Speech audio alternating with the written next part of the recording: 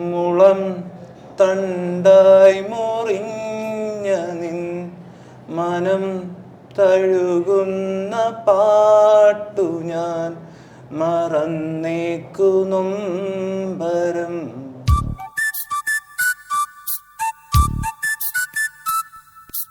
മമ്മൂക്കയുടെ അനിയനായിട്ടാണ് ഞാൻ ആദ്യമായിട്ട് ഒരു സിനിമയിൽ വരേണ്ടിയിരുന്നത്. ആ പടം നടന്നു.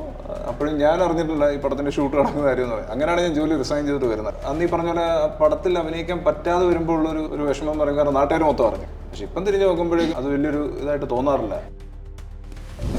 മനസ്സോടുകൂടി ചെയ്തൊരു പ്രോജക്റ്റാണ് കളിവീട്. ആ ഒരു ഫസ്റ്റ് ഡേ ഷൂട്ട് കഴിഞ്ഞപ്പം ഞാനും റബേക്കയും മനസ്സുകൊണ്ട് തീരുമാനിച്ചൊരു കാര്യമാണ് ഇത് ഞങ്ങൾ ഹിറ്റാക്കി എടുക്കും എന്നുള്ള കാര്യം. ഹരിത ഈസ് സംവൺ സ്പെഷ്യൽ. അപ്പൊ ഇത് പറയുന്നതിന് എത്ര രൂപയാണ് തരുന്നത് ദിവസമായി? ഇന്നിപ്പം 15 രൂപയുടെ ഒരു കാപ്പി മേടിച്ചു തരാന്നാണ് ആള് പറഞ്ഞിരിക്കുന്നത്. ഇത്രയും പറഞ്ഞു. ചായ കാപ്പിയൊക്കെ കുടിച്ച് ഇങ്ങനെ വെച്ച് പേയ്മെന്റിന്റെ കാര്യം വരുമ്പോ അയ്യോ എന്റെ നെറ്റ് തീർന്നു കേട്ടോ, വൈഫൈ കണക്ട് ആവുന്നില്ല കേട്ടോ. നാട്ടുകാർ കാണുമ്പോഴേക്കും ഈ പറഞ്ഞ ഈ കോമ്പിനേഷൻ സീക്വൻസ് എടുക്കുമ്പോഴേക്കും നമ്മൾ മാത്രമാണ് ടി വിയിലൂടെ കാണുന്നത്. ഒരു 10-70 ആൾക്കാർ മുമ്പിലാണ് ഈ പറഞ്ഞ റൊമാൻസും ഈ ഇതെല്ലാം കാണിക്കുന്നത്. ശരിക്കും ആളുകൾ ഇല്ലെങ്കിൽ നമുക്ക് ചെയ്യാൻ എളുപ്പമാണ്. ഞങ്ങൾക്ക് ആളില്ലെങ്കിലാണ് പക്ഷെ എനിക്കതല്ല. എൻ്റെ ഏറ്റവും അടുത്ത സുഹൃത്തുക്കളായിരുന്നു ബേസിൽ ജോസഫ്, അങ്ങനത്തെ ടീമൊക്കെ. സാറ്റർഡേ സൺഡേസിൽ ഷോർട്ട് ഫിലിംസ് ഒക്കെ ചെയ്യും. എന്നിട്ട് അവർ സൺഡേ നൈറ്റ് ആകുമ്പോൾ തിരിച്ചിങ്ങ് പോരും. പിന്നെ അവിടെ നിന്നാണ് ബേസിൽ ആ സമയത്ത് തിരയിലേക്ക് പോകുന്നതും. പിന്നെ അവിടുന്ന് ഇമ്മീഡിയറ്റ്ലി കുഞ്ഞിരാമായണം സംഭവിക്കുന്നു. പിന്നെ അടുത്ത ഗോത സംഭവിക്കുന്നു. എൻ്റെ മോനാണ് ഏറ്റവും കൂടുതൽ കുത്തിയിരുന്നതാണ്. സീരിയലിനകത്തൊരു ക്യാരക്ടർ എന്നെ ഭയങ്കരമായിട്ട് ദ്രോഹിക്കുന്നുണ്ട്. അപ്പോൾ ഒരു പ്രാവശ്യം ഇവിടെ ലൊക്കേഷനിൽ വന്നപ്പോഴും അപ്പം ഇന്നലെ അങ്ങനെ പറഞ്ഞല്ലേ അതൊക്കെ ചോദിച്ചാൽ എനിക്ക് അവനെ ഒന്ന് കാണണമെന്നേ.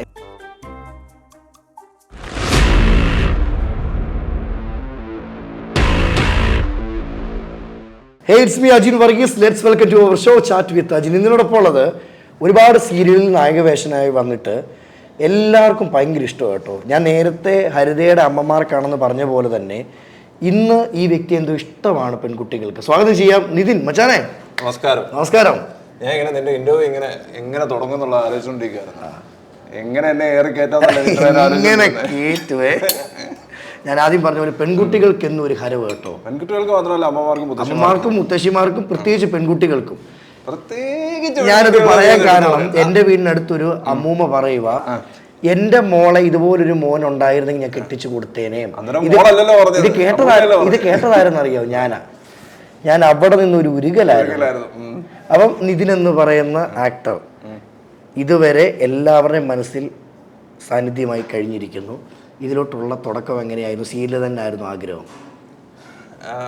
ഇതിലേക്കുള്ള തുടക്കം എന്ന് പറയുന്നത് ഡെഫിനറ്റ്ലി ആരും സീരിയലിലേക്ക് അഭിനയിക്കണം എന്ന് പറഞ്ഞിട്ട് വരില്ല. അതെ, ഞാൻ ബേസിക്കലി ഒരു എഞ്ചിനീയർ ആയിരുന്നു.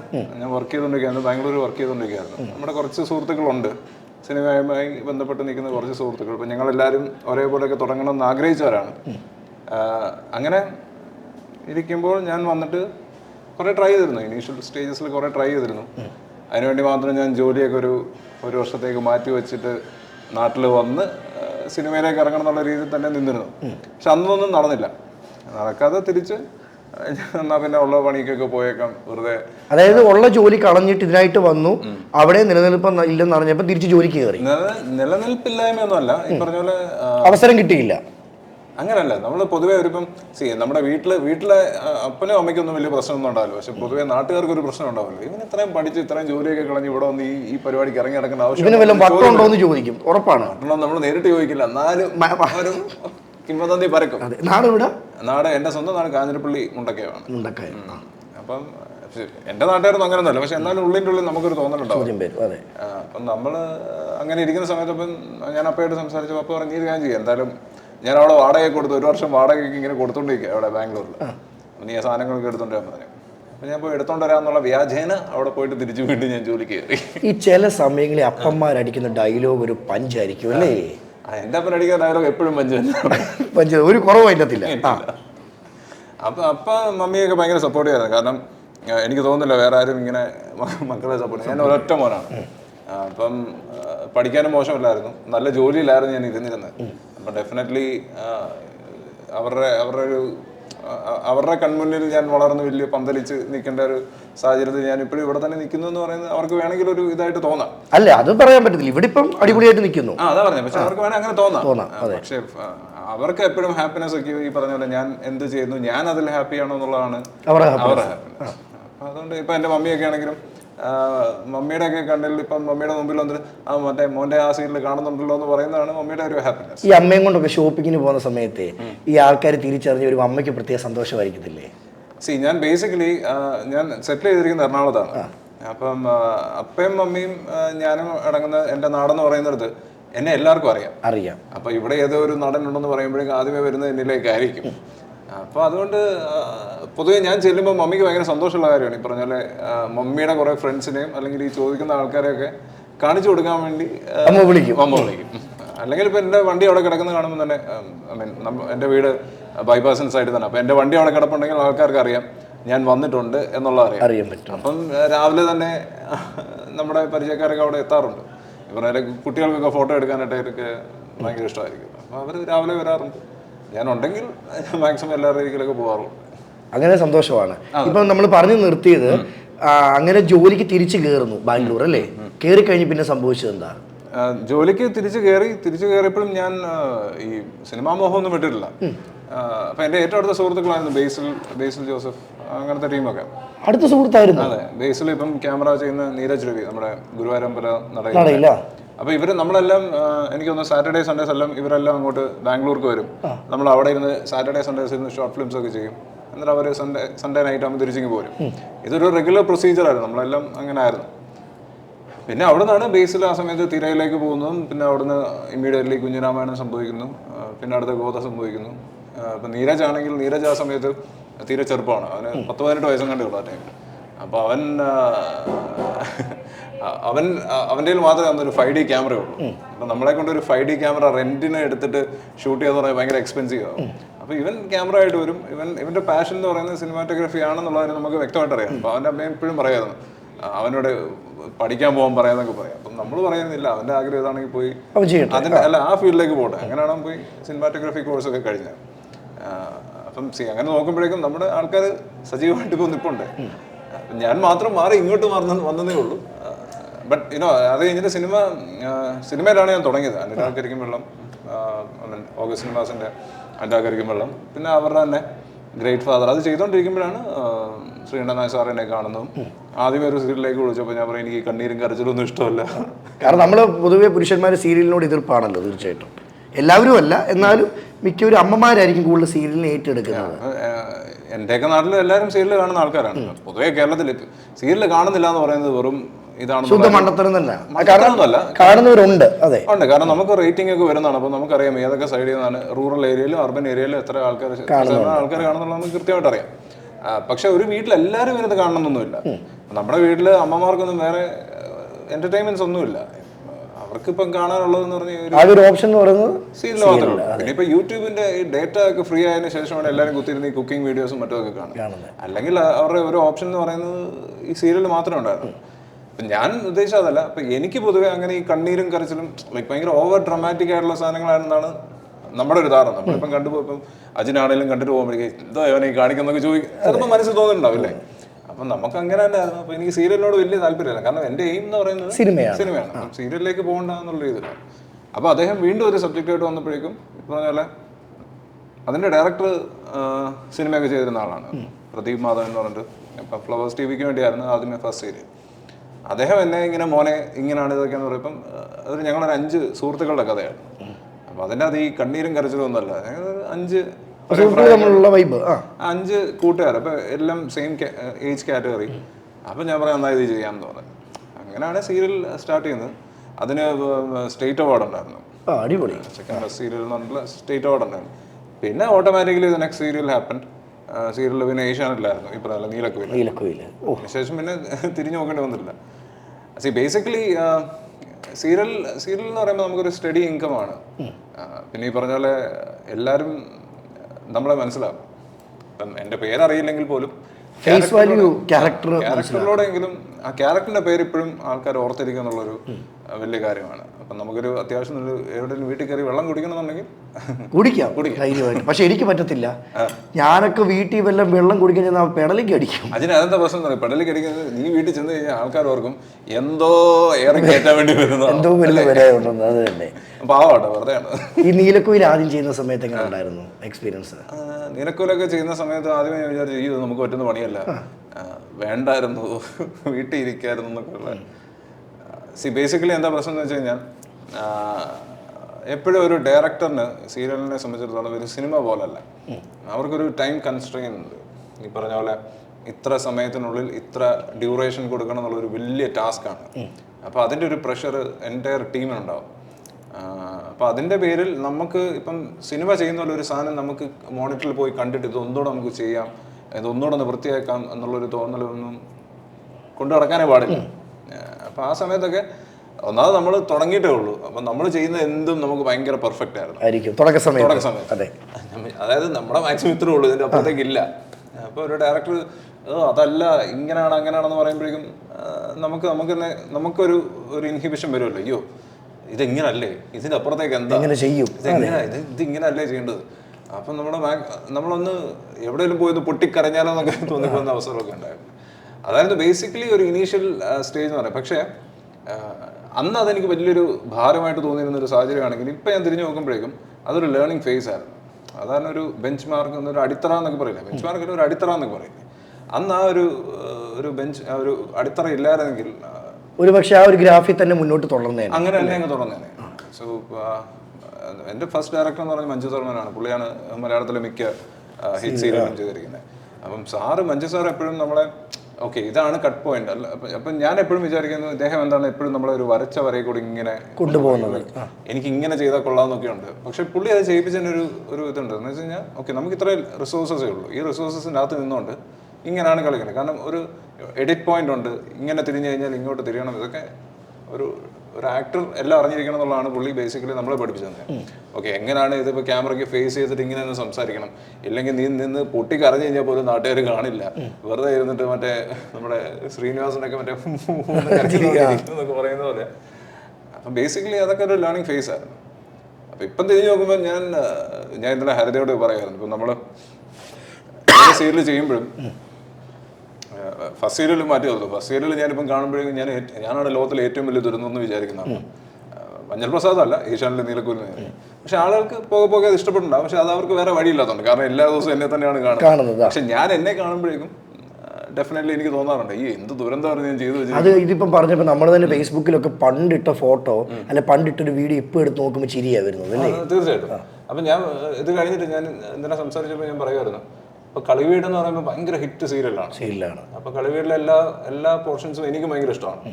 അപ്പോൾ അതിൻ്റെ അകത്ത് മെയിൻ എല്ലാവർക്കും ഇഷ്ടപ്പെട്ട സാധനമൊക്കെ ഞാനിപ്പോൾ ഒന്ന് എടുത്ത് നോക്കുമ്പോഴേക്കും അച്ചി ഇത് ക്രിഞ്ചാണ്, ഇങ്ങനെയായിരുന്നു ഇത് ചെയ്ത് വെച്ചേക്കുന്നൊക്കെ തോന്നാറ്.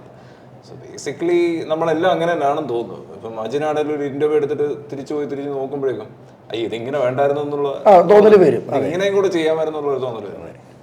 അങ്ങനെയാണ് അതിൻ്റെ ഒരു പോക്ക്. ശരിക്കും ഒരു സീരിയലിന്റെ വിജയം ഏറ്റവും കൂടുതൽ ഡയറക്ടറിന്റെ കയ്യിലായിരിക്കും, ഒരു ആക്ടറിന്റെ കയ്യിലായിരിക്കുമോ? സീരിയൽ ഹിറ്റ് ആണെങ്കിലും ഫ്ലോപ്പ് ആണെങ്കിലും അതിന്റെ റെസ്പോൺസിബിലിറ്റി മുഴുവൻ വരിക ഡയറക്ടർക്കല്ല. സീരിയലിൽ അതിന്റെ ഫേസ് വാല്യൂ എന്ന് പറയുന്നത് ഞങ്ങൾ ഹീറോയിൻ അല്ലെങ്കിൽ അതിൻ്റെ അകത്തുള്ള ആർട്ടിസ്റ്റിനെ ബേസ് ചെയ്തിട്ടാണ്. കാരണം ഒരു സീരിയലിന് ഒരു സ്ഥിരമായിട്ടൊരു ഡയറക്ടറൊന്നുമില്ല. ഇത്ര എപ്പിസോഡ് ഒരാൾ, ഇത്ര എപ്പിസോഡ് എങ്ങനെയാണെന്ന് പറയാം. അതിൻ്റെ അകത്ത് പക്ഷേ ഇതിന്റെ ഒരു ഔട്ട്പുട്ട് നന്നാക്കാനായിട്ട് ഏറ്റവും നന്നാക്കാൻ പറ്റുന്ന ഒരു ഡയറക്ടറാണ്. കാരണം ഇപ്പൊ ഞാനും ഹരിതയൊക്കെ ഇപ്പൊ ഒരു 5-6 സീരിയലായി ഒരുമിച്ചല്ല ടോട്ടലി എല്ലാവരും നോക്കുമ്പോഴേക്കും. അപ്പം നമുക്ക് ഇതിന്റെ എല്ലാ കാര്യങ്ങളും അറിയാം, ഇത് ഇങ്ങനെയാണ് അല്ല ഇങ്ങനെയാണ് ചെയ്യേണ്ടത്. അപ്പം നമുക്കൊരു പാറ്റേൺ ഓൾറെഡി വന്നിട്ടുണ്ട്. അപ്പം നമ്മളെന്തോ വലിയ സംഭവമാണെന്നുള്ളൊരു തോന്നൽ നമ്മുടെ ഉള്ളിൽ എവിടെയെങ്കിലും കാണുമായിരിക്കാം അല്ലേ. അപ്പം നമ്മൾ ചെയ്യുന്നതാണ് ശരി എന്നുള്ളൊരു തോന്നലിനെ ഉടച്ചിട്ട് ഓക്കെ ഇത് ഇങ്ങനെ ചെയ്യൂ എന്ന് പറയുന്ന ഒരു ഡയറക്ടർ ആണെങ്കിൽ അതാണ് ഞങ്ങൾക്ക് ഇഷ്ടം. അതായത് ഞങ്ങൾ ചെയ്യുന്ന എല്ലാം ഓക്കെ വെക്കുന്ന ഒരു ഡയറക്ടറിനെ ഞങ്ങൾക്ക് കിട്ടിയിട്ട് കാര്യമില്ല. നമ്മുടെ തെറ്റുകൾ പറഞ്ഞു തരുമ്പോഴായിരിക്കും നമുക്ക് തെറ്റെന്നല്ല, ഇപ്പോൾ ഓരോ ക്യാരക്ടറിനും ഓരോ ലേയേഴ്സ് ഉണ്ട്. ആ ലേയേഴ്സിനെ കറക്റ്റായിട്ട് മോൾഡ് ചെയ്തെടുക്കുക എന്നുള്ളതാണ് ഒരു ഡയറക്ടറിന്റെ കഴിവെന്ന് പറയുന്നത്. ഓരോ സിറ്റുവേഷനും അയാൾ എങ്ങനെ ബിഹേവ് ചെയ്യണമെന്നുള്ളത്. ഇപ്പം നമുക്കൊരു ക്യാരക്ടർ ആർക്കുണ്ടാവും, ഇങ്ങനെയാണ് ഇതിങ്ങനെ പോകേണ്ടതെന്നുള്ളത്. പക്ഷേ ഈ പർട്ടിക്കുലർ സീക്വൻസിൽ അയാൾ പൊങ്ങി നിൽക്കണതാന്ന് നിൽക്കണമെന്നുള്ളതൊക്കെ പറഞ്ഞു തരേണ്ടത് ഒരു ഡയറക്ടറാണെന്നാണ് ഞാൻ വിശ്വസിക്കുന്നത്.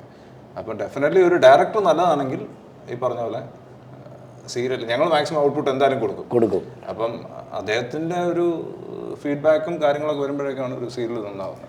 ബ്രോയിലേക്ക് ഏറ്റവും കൂടുതൽ ആളുകൾക്ക് ഇഷ്ടപ്പെടാനുള്ള കാരണം ലുക്കാണെങ്കിലും വോയിസ് ബേസ് ആണെങ്കിലും രണ്ടും അടിപൊളിയായിട്ട് കിട്ടിയിട്ടുണ്ട്. തോന്നിയിട്ടുണ്ടോ? ഇല്ല, എനിക്ക് വലിയ ലുക്കുള്ള ആളായിട്ടൊന്നും എനിക്ക് തോന്നിയിട്ടില്ല. തോന്നണം, ഇനിയെങ്കിലും തോന്നണം അത് കേട്ടോ. അഹങ്കാരമായി തോന്നും. ഇല്ല, ഞാൻ ലുക്കാണ് ബേസിക്കലി. അല്ല, അതിനകത്ത് ഞാൻ ലുക്കാണോ? നീ ഒടുക്കത്തെ ലുക്കാണ്. എനിക്ക് നിന്റെ ഹെയർ സ്റ്റൈലൊക്കെ ഭയങ്കര ഇഷ്ടമാണ്. ഇത് കട്ട് ചെയ്ത് മാത്രം ഇടും. ബ്രോ വീട്ടിലാരൊക്കെ ഉണ്ട്? എൻ്റെ വീട്ടിൽ ഞാൻ ഒറ്റ മോനാണ്. എൻ്റെ വൈഫുണ്ട്, മോനുണ്ട്. മോൻ 3rd സ്റ്റാൻഡേർഡിൽ പഠിക്കുന്നു. ഈ കോമ്പിനേഷൻ സീനൊക്കെ ചെയ്യുന്ന സമയത്ത് വൈഫ് എന്തൊക്കെ നിർദ്ദേശങ്ങൾ തരും? ചെയ്തതൊക്കെ കൊള്ളാം. ഇല്ലല്ല, അതിനൊരു കാരണമുണ്ട്. ഞാൻ എൻ്റെ ഫസ്റ്റ് സീരിയൽ ചെയ്യുന്ന സമയത്ത് എനിക്ക് ഭയങ്കര ഇൻഹിബിഷൻസ് ആയിരുന്നു. അപ്പോൾ എൻ്റെ നായിക വന്നിട്ട് തമിഴ് നടിയായിരുന്നു, പാവനി റെഡ്ഡി എന്ന് പറഞ്ഞു. അദ്ദേഹമാണെങ്കിൽ ഇപ്പം ലൈക്ക് തമിഴില് അജിത്തിൻ്റെ ഒക്കെ കൂടെ അഭിനയിക്കുന്ന ആളാണ്. അപ്പോൾ അവള് ഭയങ്കര ഫ്രീ ആയിരുന്നു. അപ്പം ഞാൻ ആദ്യമായിട്ടാണ്. അപ്പോൾ ഇവള് വന്നിട്ട് എന്നോട് പറയുന്നു, യു ബിഹേവ് ലൈക്ക് ദിസ്, എങ്ങനെയാണ് നോർമലി ബിഹേവ് ചെയ്യുന്നത്, അത് പറയുന്നു ഡൂ ദാറ്റ് ഡൂ ദിസ് എന്ന് പറയും. അപ്പോൾ 2-3 ദിവസമായിട്ട് ഒന്നും നടക്കുന്നില്ല. ആ സമയത്ത് കല്യാണം കഴിഞ്ഞു? ഞാൻ അഭിനയിക്കാൻ തുടങ്ങുന്നത് കല്യാണം കഴിഞ്ഞിട്ടാ. മോൻ ജനിച്ച ഒരു 5 ദിവസം 6 ദിവസം പ്രായമുള്ളപ്പോഴാണ് ഞാൻ അഭിനയിക്കാൻ. അപ്പോൾ ഇങ്ങനെ എനിക്കൊരു 2-3 ദിവസമൊക്കെ കഴിഞ്ഞപ്പോഴേക്കും എനിക്ക് ഇവിടുന്ന് എങ്ങനെ ഇറങ്ങി ഓടിപ്പോയാൽ മതി എന്നുള്ളൊരു അവസ്ഥയൊക്കെ. ഞാൻ വീട്ടിലിങ്ങനെ വിളിച്ചു കഴിഞ്ഞപ്പോഴേക്കും അവളും കുഞ്ഞും കൂടെ വന്നു, ലൊക്കേഷനിൽ വന്നു. അപ്പം തന്നെ എനിക്കൊരു റിലീഫായിരുന്നു. ഓക്കെ, അവരുണ്ടെന്നല്ല, ഇപ്പം എന്തെങ്കിലും ഓടി പോകണമെന്നുണ്ടെങ്കിൽ വേറെ ഒന്നും നോക്കണ്ടല്ലോ. അവരെയും വിളിച്ചിട്ട് കാര്യം പറയാം, ഇതാണ് ഇവിടുത്തെ കാര്യം, ഓക്കെ നടക്കുന്നില്ല, നമുക്ക് പറ്റിയ പണിയല്ല എന്ന് പറഞ്ഞിട്ട് പോകാമല്ലോ. അപ്പോൾ അവിടെ വന്നു കഴിഞ്ഞപ്പോഴേക്കും ഈ പറഞ്ഞ കോമ്പിനേഷൻ സീക്വൻസ് ആയിരുന്നു ഈ നായകനും നായികയും തമ്മിലുള്ള. ആദ്യത്തെ കോമ്പിനേഷൻ എന്തുവായിരുന്നു? അതായിരുന്നു ഞങ്ങളുടെ ഒരു എൻഗേജ്മെന്റ് സീക്വൻസ് ആയിരുന്നു. ഈ നീലക്കുയിൽ ഒരു എൻഗേജ്മെന്റ് സീക്വൻസ് എടുത്തുകൊണ്ടിരിക്കുന്ന സമയമായിരുന്നു. അപ്പോൾ ഇങ്ങനെ നായിക വന്നിട്ട് തന്നെ ഇങ്ങനെ കെട്ടിപ്പിടിക്കുന്ന സീക്വൻസ് ആകും. അപ്പം ഞാനിപ്പോഴും പറയുന്നുണ്ട്, ഡയറക്ടർ ഇങ്ങനെ മനഃപൂർവ്വം ഇങ്ങനെ ചുമ്മാ കളിക്ക് വേണ്ടി ഇങ്ങനെ വൈഫ് നിൽക്കുമ്പം പറയുന്നു, അതെ കണ്ടോ കെട്ടിപ്പിടിക്കാൻ നിൽക്കുന്നുണ്ടോ, അല്ലാതെ ഭയങ്കര കെട്ടിപ്പിടിച്ചൊക്കെ നിൽക്കുന്ന ആളാണെന്നൊക്കെ പറഞ്ഞിട്ട്. അപ്പം എനിക്കതൊരു ഫ്രീ ഫീലാണ്. Like she's there, she knows എന്താണ് അവിടെ സംഭവിക്കുന്നുള്ള കാര്യം എല്ലാവർക്കും ഇപ്പം. നാട്ടുകാർ കാണുമ്പോഴേക്കും ഈ പറഞ്ഞ ഈ കോമ്പിനേഷൻ സീക്വൻസ് എടുക്കുമ്പോഴേക്കും നമ്മൾ മാത്രമാണ് ടി വിയിലൂടെ കാണുന്നത്. ഇതൊരു 10-70 ആൾക്കാരുടെ മുമ്പിലാണ് ഈ പറഞ്ഞ റൊമാൻസും ഈ ഇതെല്ലാം കാണിക്കുന്നത്. ഇത് ഭയങ്കര ബുദ്ധിമുട്ടുള്ള ഒരു കാര്യമാണ്. ശരിക്കും ആളുകൾ ഇല്ലെങ്കിൽ നമുക്ക് ചെയ്യാൻ എളുപ്പമാണ്. ഈ ആളുള്ളപ്പം ചെയ്യുമ്പോൾ ഒരു ബുദ്ധിമുട്ട് തോന്നുമോ? ഞങ്ങൾക്ക് ആളില്ലെങ്കിലാണ് പ്രശ്നമില്ല. പക്ഷെ എനിക്കതല്ല, നിനക്ക് ഒരു ഫസ്റ്റ് നൈറ്റ് ആളുകളോടൊപ്പം ചെയ്യാൻ പറ്റത്തില്ല. എങ്ങനെ പറ്റും? ഒറ്റ ഓർത്തരും ഞാൻ അടുപ്പിക്കത്തില്ലേ? ഞങ്ങള് സീരിയൽ ഷൂട്ട് ചെയ്യുമ്പോൾ ഫസ്റ്റ് നൈറ്റ് എന്നുകൊണ്ട് കാണിക്കുന്നില്ല, അതൊരു 10-70 ആൾക്കാരെ നിൽക്കുമ്പോഴല്ലേ പിന്നെ ഫസ്റ്റ് നൈറ്റ്. അല്ല, അപ്പോഴും ഞാൻ കേട്ടിട്ടുണ്ട് സിനിമകളിൽ കേട്ടോ, കംഫേർട്ട് അല്ലെങ്കിൽ ക്യാമറമാനെ മാത്രമേ നിർത്താറുള്ളെന്ന്. എനിക്കറിയില്ല, അത് ഏത് തരം സിനിമയാണെന്ന് എനിക്കറിയില്ല. അങ്ങനെ ഞാൻ കേട്ടിട്ടുണ്ട്. മീൻസ് ഒരുപാട് ക്രൂവിനെ നിർത്താതെ ആവശ്യമായ ക്യാമറയും ഡയറക്ടറും മാത്രം നിർത്തിയിട്ട് ചെയ്യത്തുള്ളൂ ഞാൻ കേട്ടിട്ടുണ്ട്. ഇവിടെ അങ്ങനെ നടക്കുന്നു. എല്ലാവരും ഉണ്ടോ? ഇവിടെ എല്ലാവരും ഉണ്ടാവും. ഹൗസ് ഓണർ മുതൽ അതിന്റെ അവിടെ ഉള്ള അതും ഈ സീൻ ആരുമില്ലെങ്കിൽ ക്യാമറ ചായ തരുന്നതും വരെ കാണുമല്ലേ? എന്തുവാ അത് ഞങ്ങൾ പറയുന്നുണ്ട്. ഇപ്പൊ നമ്മളിപ്പോ അടുത്ത കാലത്ത് ഒരു സീക്വൻസ് ഷൂട്ട് ചെയ്യുമ്പോഴേക്കും അന്ന് വരെ ലൊക്കേഷനിൽ കാണാത്ത ആൾക്കാർ വരെ അവിടെ നിരന്നുണ്ട്. ഞാൻ ചോദിക്കാറുണ്ട്, നിനക്കൊന്നും ഒരു പണിയില്ലായിരുന്നല്ലോ, ഇപ്പൊ എന്തിനാ വന്നത്? നിതിൻ എന്ന നടന് നീലക്കുയിൽ എന്ന സീരിയൽ വന്ന മാറ്റങ്ങൾ എന്തൊക്കെയാണ്? അല്ലെ വളർച്ചയിലാണെങ്കിലും ഗ്രാഫിലാണെങ്കിലും? നീലക്കുയിലാണ് എനിക്ക് എല്ലാ മാറ്റങ്ങളും ഉണ്ടാക്കി തന്നെ. കാരണം നമ്മളെല്ലാവരും സിനിമ സീരിയൽ അല്ലെ സിനിമയിൽ അഭിനയിക്കണം എന്നൊക്കെ വിചാരിക്കുന്ന ഒരു കാര്യമാണ്. നമ്മളിപ്പം കണ്ടിരിക്കുമ്പോൾ എല്ലായിടത്തും ആൾക്കാർ പൊതിയുന്നു, പറഞ്ഞാൽ 10 പേർക്ക് ഫോട്ടോ എടുക്കണം, അങ്ങനെയുള്ള കാര്യമാണ്. അപ്പം ഫെയിം എന്ന് പറഞ്ഞൊരു സാധനമുണ്ട് അല്ലേ. അപ്പോൾ അത് ഏഷ്യാനെറ്റ് പോലൊരു പ്ലാറ്റ്ഫോമിൽ ഇരുന്നിട്ട് നമ്മൾ നീലക്കൂല് ചെയ്യുന്ന സമയത്ത്, നീലക്കൂല് ആ സമയത്ത് ഏറ്റവും വലിയ ഹിറ്റാണ്. 20-22 ആയിരുന്നു റേറ്റിംഗ് വന്നിട്ട്. ഇപ്പം എനിക്ക് തോന്നുന്നു അത്രയൊന്നും ഇല്ല റേറ്റിംഗ്. ഇപ്പോൾ മാക്സിമം ഒരു 15-16 ഒക്കെയാണ് ഏറ്റവും കൂടുതൽ വരുന്ന റേറ്റിംഗ്. അപ്പോൾ ആ സമയത്ത് അത്രയും റേറ്റിംഗ് എന്ന് പറയുമ്പോൾ അത്രയും ആളുകളാണ് ഇത് കാണുന്നത്. അപ്പം നമ്മൾ എവിടെ ചെന്ന് കഴിഞ്ഞാലും ആൾക്കാർ ഇങ്ങനെ നമ്മളോട് അതിനെപ്പറ്റി ചോദിക്കുമ്പോൾ, അതിലെ ബാക്കിയുള്ള ആർട്ടിസ്റ്റുകളെ പറ്റിയൊക്കെ ചോദിക്കുമ്പോഴേക്കും അപ്പം നമ്മൾ തന്നെ റിയലൈസ് ചെയ്യണം, ഓക്കെ ഇപ്പം നമ്മളെ 10 പേര് അറിയുന്നുണ്ട്. നമ്മളെ ആഗ്രഹിച്ചിരുന്ന ഒരു കാര്യമാണ്.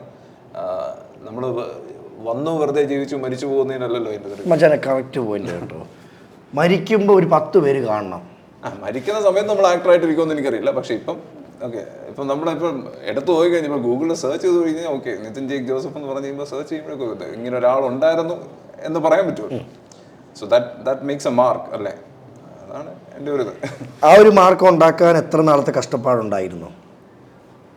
ഞാൻ ആക്ച്വലി കഷ്ടപ്പെട്ടിട്ടുണ്ടോ എന്ന് ചോദിച്ചു കഴിഞ്ഞാൽ ഐ ഡോണ്ട് തിങ്ക് വലിയ കഷ്ടപ്പാടുകളൊന്നും അനുഭവിച്ചിട്ടുണ്ട്. ഈ പറഞ്ഞ പോലെ സിനിമയ്ക്ക് വേണ്ടി ഞാൻ കുറേ ട്രൈ ചെയ്തിരുന്നു, കുറേ കഷ്ടപ്പെട്ടിരുന്നു, കുറേ ഡിസപ്പോയിൻമെന്റ്സ് ഒക്കെ ഉണ്ടായിരുന്നു. കാരണം ഇപ്പം നാളെ ഒരു സിനിമ നടക്കുന്നു എന്ന് പറയുന്നിടത്ത് അതിന്റെ തലേദിവസം വിളിച്ച് പറഞ്ഞില്ല വേറെ ആള് ചെയ്യുന്നു എന്ന് പറയുന്നത് വിളിച്ചു കേട്ടിട്ടുണ്ട്. തീർച്ചയായിട്ടും. അപ്പൊ അങ്ങനത്തെ ഒക്കെ അനുഭവങ്ങൾ ഉണ്ടായിരുന്നു. അന്നേരം ഞാൻ പറഞ്ഞു അതിലൊരു അനുഭവം പങ്കുവെക്കാവും, കാരണം നമ്മൾ അത്രമേൽ ആഗ്രഹിച്ചിരിക്കുന്നു അഭിനയിക്കാൻ. ഓഫ്കോഴ്സ്. ഇപ്പം മമ്മൂക്കയുടെ അനിയനായിട്ടാണ് ഞാൻ ആദ്യമായിട്ട് ഒരു സിനിമയിൽ വരേണ്ടിയിരുന്നത്. ആ പടം നടന്നു. അപ്പോഴും ഞാൻ അറിഞ്ഞിട്ടില്ല ഈ പടത്തിന്റെ ഷൂട്ട് നടക്കുന്ന കാര്യം എന്ന് പറയും. അങ്ങനെയാണ് ഞാൻ ജോലി റിസൈൻ ചെയ്തിട്ട് വരുന്നത്. But at the end of the day അതുകൊണ്ട് ഇപ്പം എനിക്ക് ദുഃഖമൊന്നുമില്ല. അന്ന് ഈ പറഞ്ഞ പോലെ പടത്തിൽ അഭിനയിക്കാൻ പറ്റാതെ വരുമ്പോൾ ഉള്ളൊരു വിഷമം എന്ന് പറയുന്നത് നാട്ടുകാർ മൊത്തം അറിഞ്ഞു. ഞാൻ ജോലി റിസൈൻ ചെയ്തിട്ട് വന്നിട്ടാണ് ഇരിക്കുന്നത്. അപ്പോൾ വാട്ട് നെക്സ്റ്റ് എന്ന് പറഞ്ഞൊരു ക്വസ്റ്റ്യൻ മാർക്ക്. പക്ഷെ ഇപ്പം തിരിഞ്ഞു നോക്കുമ്പോഴേക്കും അത് വലിയൊരു ഇതായിട്ട് തോന്നാറില്ല. ഈ ലൈഫിൽ ചിലതൊക്കെ നഷ്ടപ്പെടുന്നത് നല്ലതിന് വേണ്ടിയാണോ? തീർച്ചയായിട്ടും. ഇപ്പം അന്നത്തെ ഏറ്റവും വലിയതെന്ന് പറയുന്നത് മമ്മൂക്കയുടെ കൂടാണ് അഭിനയിക്കാൻ പോകുന്നത് എന്ന് പറയുന്ന ഒരു സാധനം ഉണ്ടല്ലോ. അപ്പം പക്ഷെ ഇപ്പം എനിക്ക് അല്ലാതെ തന്നെ മമ്മൂക്കയുടെ ആക്സസ് ഉണ്ട്. ഇപ്പോൾ ഒരു മെസ്സേജ് അയച്ചു കഴിഞ്ഞാൽ തിരിച്ച് ഒരു 5 മിനിറ്റ് 10 മിനിറ്റിൽ ഒരു റിപ്ലൈ തരുന്ന ഒരാളാണ് മമ്മൂക്ക.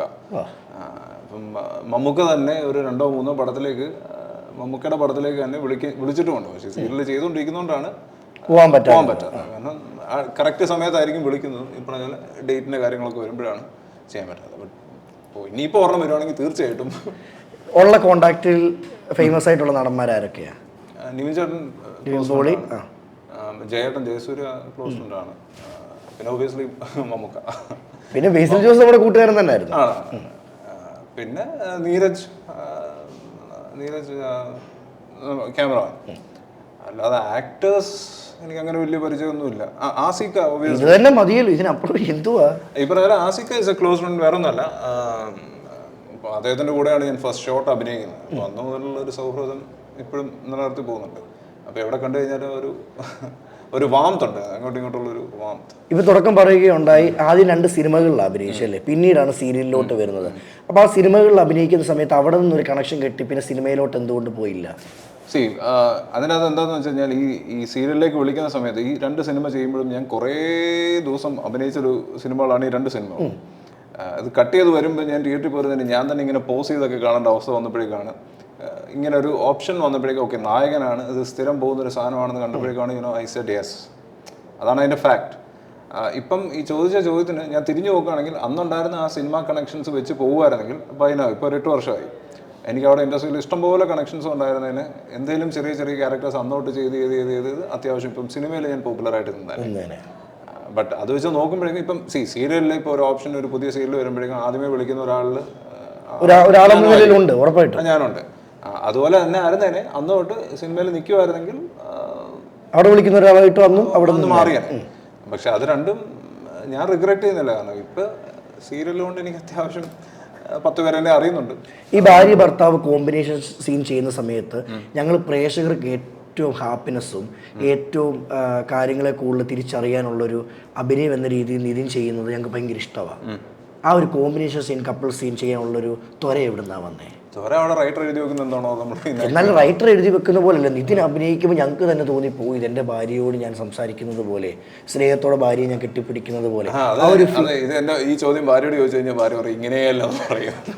Definitely she knows. ഇപ്പം ഏറ്റവും കൂടുതൽ ക്ലോസ് ആയിട്ട് അഭിനയിച്ചിരിക്കുന്ന കളിവീട് എന്ന് പറഞ്ഞ സീരിയലാണ്. അപ്പം ഞാനും റബേക്കയും തമ്മിലുള്ള എന്താണ് ബന്ധം എന്നുള്ളത് ഏറ്റവും കൂടുതൽ അറിയാവുന്ന ഒരാളാണ് വൈഫ്.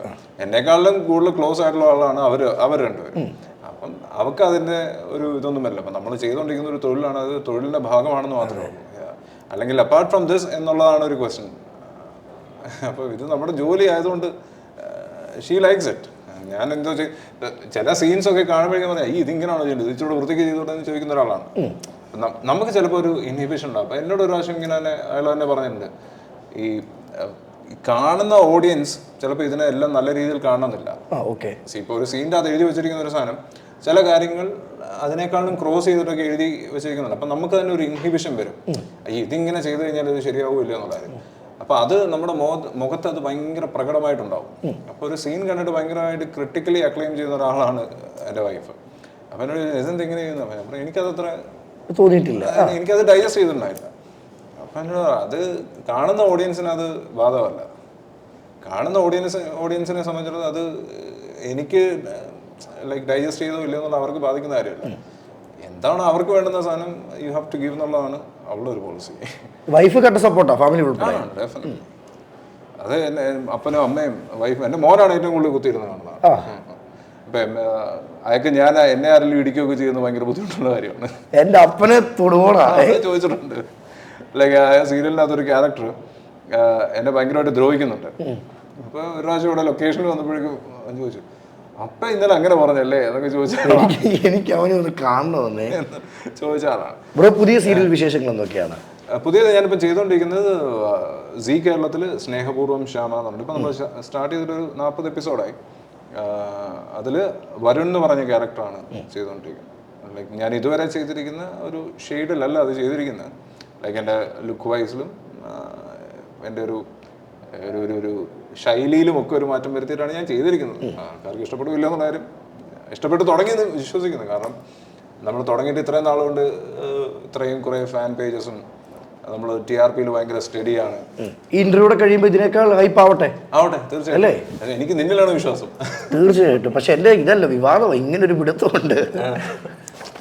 വിവാദം നിങ്ങൾ തന്നെ. ഞാൻ നേരത്തെ ചോദിച്ചപ്പോഴേക്കും ഞാൻ കണ്ടില്ല, ബിറ്റ്സ് മാത്രമേ ഞാൻ കണ്ടിട്ടുള്ളൂ. ബിറ്റ്സിന്റെ പുറകിലുള്ള കളികളൊന്നും അതാർക്കും അറിയത്തില്ല. അതങ്ങനെ തന്നെ ഇരുന്നോട്ടെ. അത് സർപ്രൈസ്. ഞാൻ ഓർത്തിട്ട് പറയുന്നു കേട്ടോ. ബ്രോ, ഇനി ഇപ്പം വരുന്ന കഥാപാത്രങ്ങളിൽ എനിക്കിനി ചെയ്യണമെന്ന് ആഗ്രഹമുള്ളൊരു കഥാപാത്രം ഏതായിരിക്കും? എനിക്ക് തോന്നുന്നില്ല സീരിയലിൽ നമുക്ക് അങ്ങനെ ആഗ്രഹിച്ച് ഒരു കാര്യം ചെയ്യാൻ പറ്റുന്ന എനിക്ക് തോന്നിയിട്ടില്ല. കാരണം ഒന്നാമത്തെ കാര്യം, ഒരു സീരിയല് തീരുന്ന സമയത്ത് കറക്റ്റായിട്ട് ഒരു പ്രോപ്പർ പ്രൊജക്റ്റ് വരണം. ഈ പ്രൊജക്റ്റ് വരുമ്പോൾ ഇപ്പം പല ചാനലുകളിൽ നിന്ന് നമുക്ക് ഓഫേഴ്സ് വരും. ഇപ്പം ഞാനിപ്പോൾ എല്ലാ ചാനലിലും ചെയ്തിട്ടുണ്ട്. നിതിൻ ആക്ടർ ക്യാരക്ടറിൽ എടുക്കുന്ന തീരുമാനം കറക്റ്റ് ആയിരിക്കുമോ സെലക്ടിങ്? ഐ തിങ്ക് കാരണം എന്നെ ഇംപ്രസ് ചെയ്യാത്തൊരു സ്റ്റോറി ആണെങ്കിൽ ഞാൻ അതിലേക്ക് പോകില്ല. എത്ര പൈസ തരാൻ പറഞ്ഞാലും എത്ര പൈസ തരാമെന്ന് പറഞ്ഞാലും ഞാൻ പോകില്ല. കാരണം ഇപ്പം ഈ ഇൻക്ലൂഡിങ് കളിവീട് കാര്യം ഞാൻ എടുത്തു പറയുന്നത്, പലയിടത്തും പല കമൻറ്റുകളും കണ്ടത് പല ആളുകളിലേക്ക് പോയിട്ട് അവരാരും അവൈലബിൾ അല്ലാത്തതുകൊണ്ട് എൻ്റെ ഇതിലേക്ക് വന്നതാണ്. അങ്ങനെ അല്ലായിരുന്നു. ഒരാളിലേക്ക് പോയി, ആ ആളില്ലാന്ന് കണ്ടപ്പോഴേക്കും the next option was me. അപ്പം ഞാൻ എന്നിലേക്ക് വന്നപ്പോഴേക്കും ഞാൻ ചോദിച്ചൊരു കാര്യം, കഥ എനിക്ക് ഭയങ്കരമായിട്ട് ഇഷ്ടപ്പെട്ടിരുന്നു. അത് ഏത് ചാനലിലേക്ക് പോകുന്നുള്ളതായിരുന്നു എൻ്റെ പ്രശ്നം. അപ്പോൾ ആ ടൈമിൽ എനിക്ക് ആ പർട്ടിക്കുലർ ചാനലിൽ ചെയ്യാനായിട്ടുള്ള എനിക്കെന്തോ ഒരു ഇൻഹിബിഷൻ ഉണ്ടായിരുന്നു. അപ്പോൾ ആ ടൈമിൽ ഇതിങ്ങനെ കണ്ടിന്യൂസ്ലി അവർ ഷൂട്ട് തുടങ്ങി. അന്നേരം അവർ വേറെ ആരെ പ്ലേസ് ചെയ്തിട്ടുണ്ടായില്ല. അപ്പോൾ ആ സമയത്ത് കറക്റ്റായിട്ട് കൊറോണ സെക്കൻഡ് ലോക്ക്ഡൗൺ വന്നു. അത് കഴിഞ്ഞപ്പോഴേക്കും ഞാനിങ്ങനെ കഥകൾ കേട്ടോണ്ടിരിക്കുന്നത്. എനിക്ക് കണ്ടിന്യൂസ്ലി കഥകളൊക്കെ വരുന്നുണ്ട്. പക്ഷേ എന്നെ ഇഷ്ടപ്പെടുത്തുന്ന അല്ലെങ്കിൽ എനിക്ക് ഓക്കെ എന്ന് തോന്നുന്ന ഒന്നും കഥ ഞാൻ കേട്ടിട്ടില്ല. അങ്ങനെ ഇരിക്കുമ്പോൾ വീണ്ടും ഇവരെന്നെ വിളിച്ച് കഴിഞ്ഞ സമയത്ത് ഞാൻ പറഞ്ഞു, ഞാൻ ആലോചിച്ചിട്ട് പറയാമെന്ന് പറഞ്ഞു. അങ്ങനെ ഞാൻ ചാനലിൽ ഒരു ഷോ ചെയ്തുകൊണ്ടിരിക്കുമ്പോൾ ചാനലിലെ ഹെഡാണ് എന്നെ ഓടിച്ചിട്ട് പിടിച്ചിട്ട് ഇതെന്തോ നല്ല നീ തന്നെ ചെയ്യണം. അപ്പം ഞാൻ മനസ്സോടുകൂടി ചെയ്തൊരു പ്രൊജക്റ്റാണ് കളിവീട്. പക്ഷെ ഞാൻ പ്രൊജക്റ്റിൽ ജോയിൻ ചെയ്തു. ആ ഒരു ഫസ്റ്റ് ഡേ ഷൂട്ട് കഴിഞ്ഞപ്പം ഞാനും റബേക്കയും മനസ്സുകൊണ്ടും ഞങ്ങളല്ലാതെ വാക്കുകളും കൊണ്ടും തീരുമാനിച്ചൊരു കാര്യമാണ്, ഇത് ഞങ്ങൾ ഹിറ്റാക്കി എടുക്കും എന്നുള്ള കാര്യം ഞങ്ങൾ ഉറപ്പിച്ചിട്ട് തന്നെ ആയിരുന്നു. അങ്ങനെ വന്നൊരു പ്രൊജക്റ്റാണ്. അതുകൊണ്ടാണ് ആ പ്രൊജക്ട് അത്ര ഹിറ്റായപ്പോൾ ഞങ്ങൾ ഭയങ്കര ഒരു ഹാപ്പിനെസ്. ആ ഒരു പ്രൊജക്ട് ഹിറ്റായതിനു ശേഷം ആരെങ്കിലും തെറ്റിദ്ധരിച്ചിട്ടുണ്ടോ നിതിന്റെ വൈഫ് റബേക്ക എന്ന്? ഒരിക്കലില്ല. കാരണം റബേക്കയുടെ കല്യാണം വരെ നടത്തി കൊടുത്തത് ഞാനാണെന്നുള്ള നാട്ടുകാർക്ക് അറിയാം. അപ്പോൾ അത് ഡെഫിനറ്റ്ലി എൻ്റെ വൈഫിൻ്റെയും കുഞ്ഞിനെയൊക്കെ നാട്ടുകാർക്ക് മൊത്തം അറിയാവുന്നതാണ്. ഞാൻ അഭിനയിച്ച് തുടങ്ങിയ സമയം തൊട്ട് എല്ലാ ഷോസിലും എല്ലാം എൻ്റെ വൈഫിനെയും കുഞ്ഞിനെയൊക്കെ കണ്ടിട്ടില്ല. അപ്പോൾ അതങ്ങനെ തെറ്റിദ്ധരിക്കാൻ മാത്രമല്ല, അവളും ഞാനും തമ്മിൽ നല്ല ഏജ് ഡിഫറൻസ് ഉണ്ടെന്നുള്ള കാര്യവും ആൾക്കാർ ഡിഫറൻസ് കൊണ്ട് നല്ലൊരു ഫ്രണ്ട്ഷിപ്പായിട്ട് മുന്നോട്ട് പോവുകയും ചെയ്യുന്നത്. ഈ ഫ്രണ്ട്ഷിപ്പിനെ തെറ്റിദ്ധരിക്കുന്നുണ്ടെന്ന് മാത്രമേ ഉള്ളൂ. അതെ, അങ്ങനെ തെറ്റിദ്ധരിക്കുന്ന ആളുകളോട് എന്താണ് ഈ നിമിഷം പറയാനുള്ളത്? അത് ഓരോരുത്തരുടെ സങ്കല്പങ്ങളല്ലേ. ഇപ്പം നമുക്കിപ്പം അജിൻ ഞാൻ ആരോട് സംസാരിക്കുന്ന ആ സംസാരം അല്ലെങ്കിൽ ഞങ്ങൾ തമ്മിലൊരു ഒരു ഒരു ഒരു റിലേഷൻഷിപ്പിനെ അത് ഏത് രീതിയിൽ ചിന്തിച്ചെടുക്കണം എന്നുള്ളത് അതിൻ്റെ കാഴ്ചപ്പാടാണ്.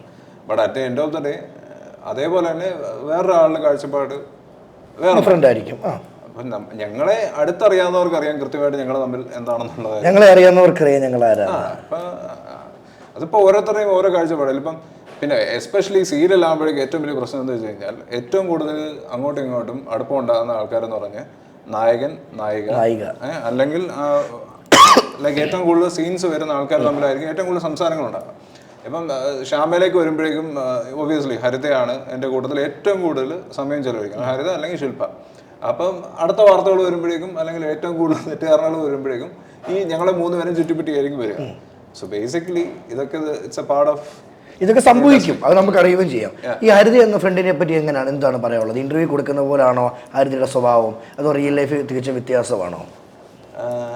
ഹരിതയെ പറ്റി ഇപ്പം നല്ല പറയണോ ചീത്ത പറയണോ? രണ്ടും പറഞ്ഞു, ഒരു പ്രശ്നമില്ല. ഹരിത കാണുന്നില്ലല്ലോ. ഇല്ലല്ലേ പറഞ്ഞു. ഇപ്പൊ ഹരിത ഓബിയസ്ലി ത്രൂ റബേക്ക എനിക്ക് പണ്ട് തൊട്ടേ അറിയാവുന്ന ഒരാളാണ്. പിന്നെ ഹരിതയും ഞാനും റബേക്കയൊക്കെ ഒരേ സമയത്ത് തന്നെയാണ് തുടങ്ങിയിരിക്കുന്നത്. ഞങ്ങള് ഏഷ്യാനെറ്റിലെ കോമ്പറ്റീറ്റേഴ്സ് ആയിരുന്നു. പറഞ്ഞാൽ നീലക്കോയിലും കസ്തൂരിമാനും അപ്പുറത്തും ഇപ്പുറത്തും 8:30 7:30 ഓടിക്കൊണ്ടിരുന്ന 2 സീരിയൽസ് ആണ്. അപ്പൊ അന്ന് തൊട്ടേ ഞങ്ങൾ ഷോസിലും കാര്യങ്ങൾക്കൊക്കെ അങ്ങോട്ടും ഇങ്ങോട്ടും അറിയാം. പക്ഷെ എനിക്ക് തോന്നുന്നു ഹരിതയുമായിട്ട് അത്രയും വലിയൊരു കണക്ഷൻ ഒന്നും അന്നുണ്ടായില്ല. പിന്നെ ത്രൂ റബേക്ക എനിക്ക് ഹരിതയുമായിട്ട് അടുപ്പമുണ്ടായിരുന്നു. പിന്നെ ഡെഫിനറ്റ്ലി ഇത് ഹരിതയാണ് ചെയ്യുന്നതെന്ന് അറിയുമ്പോഴേക്കും നമുക്കറിയാം. നമുക്കറിയാവുന്ന ഒരാളോട് ചെയ്യുമ്പോഴേക്കും നമുക്കൊരു സന്തോഷമുണ്ട്. അപ്പം തീരെ അറിയാത്ത ഒരാളോട് ചെയ്യുമ്പോഴേക്കും ചെയ്യാൻ പറ്റുമോ, ഇത് ഓക്കെ ആവോ എന്നൊരു തോന്നല് വരുന്നത്. പിന്നെ എനിക്കൊരു ഡൗട്ട് വരുന്നൊരു കാര്യം എന്താണെന്ന് വെച്ച് കഴിഞ്ഞാൽ, ഈ പറഞ്ഞ ആള് ഞാനുമായിട്ട് അഭിനയിക്കുമ്പോൾ ഓക്കെ ആണോ ഇല്ലയോ എന്നുള്ളൊരു സംശയം മാത്രമേ ഉള്ളൂ. ഇപ്പൊ ലാലേട്ടന്റെ കൂടെ അഭിനയിച്ച ഒരാൾക്ക് ഡെഫിനറ്റ്ലി എൻ്റെ കൂടെ അഭിനയിക്കുമ്പോൾ എങ്ങനെയായിരിക്കും, ഒരു ബുദ്ധിമുട്ടുണ്ടോ എന്നൊക്കെ ഉള്ളൊരു തോന്നലല്ലോ. അങ്ങനല്ല, ബേസിക്കലി ഒരു പെയർ നോക്കുമ്പോൾ ഡെഫിനറ്റ്ലി ഒരു സീരിയൽ ഹിറ്റ് ആണെന്നുണ്ടെങ്കിൽ ആ പെയർ ഭയങ്കര നന്നായിരിക്കണം. അതിൻ്റെ അകത്ത് നായകനെ കണ്ടിട്ടൊന്നും ആയിരിക്കില്ല ഡെഫിനറ്റ്ലി സീരിയൽ കാണാം. പക്ഷെ നിതിനാണ് സീരിയലെങ്കിൽ നേരെ തിരിച്ചു കേട്ടോ. അത് തോന്നല അല്ല, ഞാൻ പറയും, എനിക്ക് പറയാമല്ലോ എന്തും. ഒരിക്കലല്ല, ഇതിപ്പം നമുക്ക് ഏറ്റവും കൂടുതൽ നന്ദി പറയണം, ഈ സ്പോൺസർ നിതിനാണ്. അതിലുപരി ഇന്ന് വൈകിട്ടത്തെ നമ്മുടെ ഹെവി ഫുഡിന്റെ സ്പോൺസർ ഹരിതയാണ്. പറയാം, ഫുഡ് വിത്ത് സ്നാക്സ്. അപ്പൊ ഹരിതയെ പറ്റി പേഴ്സണലി പറയുകയാണെങ്കിൽ ഈ പറഞ്ഞ പോലെ ഹരിത ഒരു ഭയങ്കര ബ്രില്യൻ്റ് ആക്ട്രസ് ആണ്. ഈ കൊടുക്കൽ വാങ്ങലുകൾ ഏറ്റവും കൂടുതൽ വേണ്ടത് ഒരു നായകനും നായികയ്ക്കും ഇടയിലാണ്. തീർച്ചയായിട്ടും. ഇപ്പം ഒരു പ്രോപ്പർ ആയിട്ടുള്ള ഒരു കമ്മ്യൂണിക്കേഷൻ, ഇപ്പം രണ്ടുപേർക്ക് അങ്ങോട്ടും ഇങ്ങോട്ടും പ്രോപ്പറായിട്ട് കമ്മ്യൂണിക്കേറ്റ് ചെയ്യാൻ പറ്റില്ലെങ്കിൽ ഒരിക്കലും പോയി റൊമാൻസ് ചെയ്യാൻ പറ്റില്ല. അല്ലെങ്കിൽ ഞാൻ ചെയ്യുന്നത് മോശമാണ് അല്ലെങ്കിൽ താൻ ചെയ്യുന്നത് മോശമാണെന്ന് അങ്ങോട്ടും ഇങ്ങോട്ടും ഒരു തോന്നലുണ്ടെങ്കിൽ ഒരിക്കലും അങ്ങനെ ചെയ്യാൻ പറ്റില്ല. അങ്ങോട്ടും ഇങ്ങോട്ടും കോംപ്ലിമെന്റ് ചെയ്യണം. അപ്പം ഞാൻ ചെയ്യുന്നത് മോശമാണെങ്കിൽ എൻ്റെ മുഖത്ത് നോക്കി ചേട്ടാ അത് ഇച്ചിരി നന്നാക്കി ചെയ്യാം എന്ന് പറയുന്ന ഒരു സാധനമാണെങ്കിൽ ഐ എം വെരി ഹാപ്പി. അങ്ങനത്തെ ഒരാളാണ് ഹരിത. മുഖത്ത് നോക്കി പറയും, മുഖത്ത് നോക്കിയില്ല, ആരും കേൾക്കാതെ പറയത്തുള്ളൂ. അപ്പൊ തിരിച്ചും എനിക്ക് ആ ഒരു സ്വാതന്ത്ര്യമുണ്ട്. അപ്പൊ ആ ഒരു സ്വാതന്ത്ര്യം എന്ന് പറയുന്നതാണല്ലോ അതിൻ്റെ അതൊരു ഇത്. അപ്പൊ എനിക്കും പിന്നെ പേഴ്സണലി നമുക്ക് മൊത്തം ചുറ്റും നടക്കുന്ന ഒരു കാര്യങ്ങൾ അങ്ങോട്ടും ഇങ്ങോട്ടും സംസാരിക്കാനുള്ള ഒരു സ്പേസ് ഉണ്ട്, ഒരു തുറന്ന സ്പേസ് ഉണ്ട്. അതാണ് ഏറ്റവും കൂടുതൽ വേണ്ടത്. കാരണം ഞങ്ങളുടെയാണ് ടൈറ്റിൽ കാർഡിൽ കാണുന്നത്. ഇപ്പോൾ ഒരു റേറ്റിംഗ് വരുമ്പോൾ ഞങ്ങളെ വെച്ചിട്ടാണ് ആ ഫോട്ടോ വരുന്നത്. അപ്പം ഡെഫിനറ്റ്ലി നമ്മൾ ചെയ്യുന്നതിനാണ് ഒരു ഒരു ഒരു ഒരു നമുക്കൊരു പേടിയുള്ളത്. അയ്യോ ഇത് ഈ ആഴ്ച വരുമ്പോഴേക്കും ഈ സാധനം ഹിറ്റായിട്ടില്ലെങ്കിൽ നമ്മുടെ മെയിലാണ് ഇരിക്കുന്നത്. അപ്പം rating is a big thing അല്ലേ. അപ്പം അങ്ങനെ നോക്കുമ്പോഴേക്കും Haritha is a brilliant actress. അപ്പം ഞാനൊന്ന് ജസ്റ്റ് എന്താ ചെയ്യാൻ പോകുന്നതിനെ പറ്റിയും ഭയങ്കര ധാരണയുള്ളൊരു ആളാണ് ഹരിത. തിരിച്ചും അങ്ങനെ തന്നെയാണ്.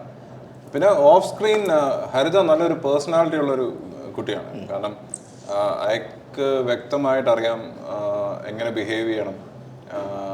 പിന്നെ എൻ്റെ സെയിം കൈൻഡ് ഓഫ് വൈബുള്ള ഒരാളായിട്ടാണ് എനിക്ക് തോന്നിയിട്ടുള്ളത്. ഞാൻ ഭയങ്കരമായിട്ട് മുഖത്ത് നോക്കി പ്രതികരിക്കുന്ന ഒരാളാണ്. അപ്പം അയാളും അതുപോലെ തന്നെ പ്രതികരിക്കാറുണ്ട്. പിന്നെ ഈ ചില കാര്യങ്ങളിൽ എന്നെ ഒന്ന് ഒന്ന് ഒന്ന് ഒന്ന് വേണ്ട ചേട്ടാ അതങ്ങനെ വേണ്ട എന്ന് പറഞ്ഞ് എന്നെ ഒന്ന് പിടിച്ചു നിർത്തുന്ന ആളും കൂടാണ് ഹരിത. സോ ആ ഒരു പേഴ്സണൽ ബോണ്ടിങ് ഉണ്ട്. അതുകൊണ്ട് ഹരിത ഈസ് someone special. അപ്പോൾ ഇത് പറയുന്നതിന് എത്ര രൂപയാണ് തരുന്നത് ദിവസമായി? അതിൻ്റെ ഏറ്റവും വലിയ കോമഡി എന്താന്ന് പറഞ്ഞാൽ വേണ്ട പറഞ്ഞു കഴിഞ്ഞാൽ ആളുകളൊക്കെ ഇത്രയും മനസ്സിൽ കയറ്റി വെച്ചിരിക്കുന്നത്. പറഞ്ഞു കഥാപാത്രവും ഇവര് സംസാരിക്കുന്ന തമ്മിൽ തികച്ചും വ്യത്യാസം കേട്ടോ. ഇത് വായിക്കുന്നില്ല റിയൽ ലൈഫും. ഇത് ഇന്നിപ്പം 15 രൂപയുടെ ഒരു കാപ്പി മേടിച്ചു തരാന്നാണ് ആള് പറഞ്ഞിരിക്കുന്നത്. ഇത്രയും പറഞ്ഞത് ഈ 15 രൂപയുടെ കാപ്പി മേടിച്ചു തരാന്ന് മാത്രമേ പറഞ്ഞിട്ടുള്ളൂ. പൈസ കൊടുക്കുന്നുള്ള കാര്യത്തില് വലിയൊരു ഡൗട്ടാണ്. കൃത്യമായിട്ട് പറഞ്ഞു കഴിഞ്ഞാൽ നമ്മൾ അവിടെ ചെന്ന് മറ്റേ ചായ കാപ്പിയൊക്കെ കുടിച്ച് ഇങ്ങനെ വെച്ച് പേയ്മെന്റിന്റെ കാര്യം പറയുമ്പോ അയ്യോ എന്റെ നെറ്റ് തീർന്നു കേട്ടോ, വൈഫൈ കണക്ട് ആവുന്നില്ല കേട്ടോ, അയ്യോ എന്റെ ജിപേ എന്തോ പ്രശ്നമുണ്ട് കേട്ടോ എന്ന് സ്ഥിരമായിട്ട് ഒരാൾ പറയണം. അങ്ങനെ പെട്ടിട്ടുണ്ടോ എന്നോ? പിന്നെ ഞങ്ങൾ പോകുമ്പോൾ തന്നെ ആദ്യം എന്ത് ചെയ്യുന്നു, ഇപ്പൊ ഈ അടുത്ത കാലത്തൊക്കെ ആയിട്ട് ഞങ്ങൾ ആദ്യമേ ഫോണെ അങ്ങ് മാറ്റി വെക്കുക. അപ്പൊ കുഴപ്പമില്ല, ഒരു കടയിൽ ചെന്നൊരു കടം പറയുകയാണെങ്കിലും പറഞ്ഞോളൂ. മനസ്സിലായി. അപ്പോൾ മച്ചാനെ നമ്മൾ ഇത്രയും നേരം ഒരുപാട് സംസാരിച്ചു. ഇനി മുന്നോട്ടുള്ള ആഗ്രഹങ്ങൾ എന്താണ്, അല്ലെ എങ്ങനെയാണ് ലൈഫ് മുന്നോട്ട്? മുന്നോട്ട് ഇങ്ങനെയൊക്കെ തന്നെ പോയിട്ട് ആരോഗ്യപരമായിട്ട് ഇരിക്കട്ടെ, എല്ലാ കാര്യങ്ങളും ആരോഗ്യപരമായിട്ട് നടക്കട്ടെ. ഫ്രണ്ട്ലി സീരിയൽ നന്നായിട്ട് പോകണം. ഇപ്പൊ as of now the main concentration ഇപ്പൊ നമ്മൾ സീരിയൽ തുടങ്ങിയിട്ട് ഒരു 40 എപ്പിസോഡ് ആയിട്ടുള്ളൂ. ഒരു 1ാം സ്ഥാനത്തേക്ക് എത്തിക്കുക എന്നുള്ളതാണ് അസ് ഓഫ് നൗ. പക്ഷേ ഈ 40 എപ്പിസോഡിൽ തന്നെ ആളുകളുടെ മനസ്സിൽ ഇടം നേടി കേട്ടോ, തീർച്ചയായിട്ടും. എന്താണ് ഞങ്ങൾ വിശ്വസിക്കുന്നത്. അതിന്റെ ഒരു ഗ്രോത്ത് അങ്ങനെയാണ്, സ്റ്റഡി ആൻഡ് ഗോയിങ് അപ്പ്. ഇനി ഏത് കഥാപാത്രം ചെയ്യണം എന്ന് ആഗ്രഹമുള്ളത്? ഒട്ടുമിക്കതും ടച്ച് ചെയ്തു അല്ലേ വന്നു, എന്നാൽ ഇനിയും ഈ സീരിയലിൽ നടക്കാത്ത കാര്യങ്ങളാണ് ഇതൊക്കെ. ഞാൻ വേറെ ഏതൊരു ചാനലിൽ ഒരു ഇന്റർവ്യൂവിൽ ഞാൻ പറഞ്ഞു, എനിക്ക് ലാലേട്ടൻ ചെയ്ത നമ്മുടെ അഭിമന്യു പറഞ്ഞ പടത്തിലെ ക്യാരക്ടറൊക്കെ ഭയങ്കര ഇഷ്ടമുള്ള സാധനം. അതിലേക്ക് ഒരു കോമൺ മാൻ, അതിലെ സാഹചര്യം കൊണ്ട് ഒരു ഡോൺ ആവുന്നു, പിന്നെ അങ്ങനത്തെ ഒരു സാധനം ഭയങ്കര രസമുള്ള ഒരു സാധനമല്ലേ. അതൊന്നും പക്ഷേ സീരിയലിലൊന്നും നടക്കില്ല. ലൈഫിൽ കോളേജ് സമയത്തൊക്കെ ഡോൺ ആയിട്ട് മാറിയിട്ടുണ്ട് ഏതെങ്കിലും സാഹചര്യങ്ങളിൽ? കോളേജിൽ പിന്നെ ഞാൻ പഠിച്ചത് ബാംഗ്ലൂരാണ്. അവിടെ ഞങ്ങളൊക്കെ ഒരു ടെററിസ്റ്റ് ആയിരുന്നു. ആ ബാംഗ്ലൂർ കോളേജിൽ ഒരു അമ്പാനായിരുന്നു നിതിൻ. അമ്പാനൊക്കെ വേറെ ആൾക്കാരുണ്ടായിരുന്നു. സത്യമായിട്ട് ഇങ്ങനെ അമ്പാൻ എന്ന് പറയുന്ന ക്യാരക്ടേഴ്സ് ഒക്കെ ബാംഗ്ലൂർ അവൈലബിൾ ആണ്. അതപ്പോ സിനിമ ഇറങ്ങിയപ്പോൾ ശരിക്കും ആ ഓർത്തല്ലേ? ഞങ്ങൾ ഭയങ്കരമായിട്ട് കണ്ടു. അങ്ങനെ തന്നെ ഡ്രസ് ചെയ്ത് അങ്ങനെ വൈറ്റ് ആൻഡ് വൈറ്റ് ഇട്ട് നടന്ന് അങ്ങനെ ഭയങ്കര കുറെ ഓർണമെന്റ്സ് ഒക്കെ ഇട്ട് നടക്കുന്ന ആളുകൾ ഇപ്പൊ ഞങ്ങളുടെയൊക്കെ ബാക്ക് ബോൺ ആയിട്ട് എത്ര പേര് അവിടെ ഉണ്ടായെന്ന് അറിയാം. സോ ഞങ്ങൾക്ക് ഭയങ്കരമായിട്ട് റിലേറ്റ് ചെയ്യാൻ പറ്റുമായിരുന്നു. എസ്പെഷ്യലി ഞാനൊരു 2009 ആ സമയത്തൊക്കെയാണ് ബാംഗ്ലൂർ പഠിച്ചിരുന്നത്. അന്ന് ഇന്ന് കാണുന്ന പോലൊന്നും അല്ല. അന്ന് ഇച്ചിരി കൂടെ ഭയങ്കര എന്താ പറയുക, ഭയങ്കര റിസർവ്ഡ്. അന്ന് മൊബൈൽസ് ഒക്കെ ഭയങ്കര കുറവാണ്. ഈ പറയുന്ന വാട്സാപ്പോ അല്ലെങ്കിൽ സോഷ്യൽ മീഡിയ ഒന്നും ഇല്ല. അതൊക്കെ ഇന്നുണ്ടായിരുന്നെങ്കിൽ ഈ പറഞ്ഞാൽ ഞങ്ങൾ ഇതൊക്കെ തെളിവ് സഹിതം കാണിച്ചു. ഇതൊക്കെ മേ ബി അതിന്റെ ഡയറക്ടറും ഹീസ് ഫ്രം ബാംഗ്ലൂർ, പുള്ളി പഠിച്ചൊക്കെ അവിടെ. അപ്പം പുള്ളിക്ക് അത് കറക്റ്റായിട്ട് കണക്ട് ചെയ്യാൻ പറ്റും. അതുകൊണ്ടാണ് പുള്ളി അങ്ങനെ എഴുതി വെച്ചേക്കുന്നത് ഞാൻ വിശ്വസിക്കുന്നു. ബ്രോ, ഇനി ഞങ്ങൾക്ക് വേണ്ടി, ഞങ്ങളുടെ പ്രേക്ഷകർക്ക് വേണ്ടി, ഒരുപാട് അമ്മമാർക്ക് വേണ്ടി 2 വരി പാടണം. ഈ അമ്മമാരൊക്കെ എന്നെയൊക്കെ സ്നേഹിച്ചു പോകുന്ന ഈ അഭിനയം കണ്ടിട്ട് മാത്രം അല്ല, എനിക്ക് മനസ്സിൽ പറയുന്നു, ഇപ്പം ഒരു ഇൻഡ്യൂഷൻ കിട്ടുന്ന പോലെ ബ്രോയുടെ സൗണ്ടിൽ നല്ലപോലെ പാടാൻ സാധിക്കും. അത് വെറും തോന്നലാണ്. അല്ല, 2 വരി മതി നമുക്ക്. വെറും തോന്നല. 2 വരി. നമ്മൾ എപ്പോഴെങ്കിലും ഒക്കെ പാടുന്ന പാട്ടുകൾ കാണുള്ളൂ, ബാത്റൂമിലാണെങ്കിലും അല്ലെങ്കിലും ഒക്കെ. ബാത്റൂമിൽ പാടുന്ന പാട്ടൊന്നും ഇവിടെ പാടാൻ പറ്റില്ല. എന്നാലും ബാത്റൂമിൽ അപ്പൊ ഏതാ പാടുന്ന ബാത്റൂമിൽ? അത് ഡിപ്പെൻസ്. അന്നത്തെ ആ സമയത്തൊരു മൂഡ് പോലിരിക്കും. മൂഡിനനുസരിച്ച് പാടിക്കോ. അപ്പൊ ഇന്ന് നിതിൻ നമുക്ക് വേണ്ടി പാടുന്ന ബാത്റൂമിലെ പാട്ടായിരിക്കും. റെഡി? ബാത്റൂമിലെ പാട്ടൊക്കെ ഇവിടെ പാടാൻ പറഞ്ഞു കഴിഞ്ഞാണ്ടല്ലോ ഭയങ്കര വിവാദമാവും. നീ ഒന്നാമത് വിവാദം ഉണ്ടാക്കാൻ വേണ്ടി തന്നെ പാടിക്കോ. ഓക്കെ, നോക്കട്ടെ. പെട്ടെന്ന് എനിക്ക് അങ്ങനെ ഓർമ്മ വരുന്നില്ല. എന്തേ ഇന്നും വന്നില്ല. ഇതല്ലേ ബാത്റൂമിൽ സ്ഥിരം പാടുന്നല്ലേ നീ? പാടിക്കോ. അല്ലെങ്കിൽ മറ്റേ ബാത്റൂമിൽ നീ പാടുന്ന പാട്ടൊക്കെ നമുക്ക് ഭയങ്കര പരിചിതമായിട്ടുള്ള പാട്ടുകൾ. ഓക്കെ, ഒന്ന് ഞാൻ ബാത്റൂമിൽ പാടുന്ന പാട്ട് ഏതായിരിക്കും? അതിനെ സുഗമോദേവി പാടുമായിരിക്കും. സുഗമോ. ഓക്കെ, നമുക്ക് ഏതാ പാട്ട് പാടാൻ പറ്റിയത്? ഇഷ്ടമുള്ള പാടിക്കും. അല്ലെങ്കിൽ നമ്മൾ എവിടെയും വന്നിരിക്കുമ്പോ പെട്ടെന്ന് പാട്ട് പാടാൻ സംഭവം വിചാരിക്കണമല്ലോ. ഈശ്വര, നമ്മൾ പാടി കുളവാക്കി ചളവാക്കരുത്. മുളം തണ്ടായി മുറിഞ്ഞ നിൻ മനം തഴുകുന്ന പാട്ടു ഞാൻ മറന്നേക്കുന്നുംബരം ഒരു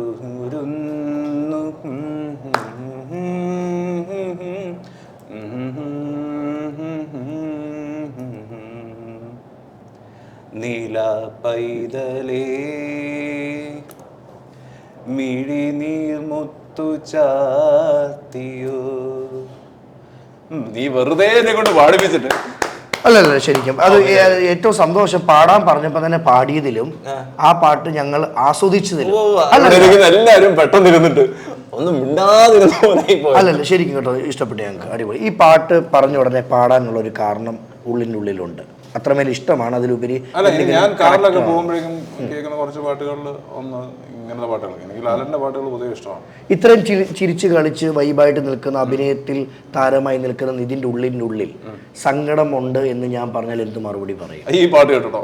ഈ പാട്ട് കേട്ടിട്ട് അല്ലാതെ ഇത് ഈ പാട്ട് ഭയങ്കര ഗ്രേസ്ഫുൾ ആയിട്ടുള്ള ഒരു പാട്ടല്ലേ. അതിന്റെ ഔസേപ്പ് ബച്ചൻ സാറിന് പിന്നെ അതിന്റെ വിഷ്വൽ സാധനമൊക്കെ ഭയങ്കര എനിക്ക് ഭയങ്കര രസമാണ്. ലാലാട്ട് ഇങ്ങനെ ഇരുന്നൊക്കെ ഇങ്ങനെ പാടുന്ന കാണാൻ തന്നെ ഭയങ്കര ഒരു സുഖമുള്ള സാധനമാണ്.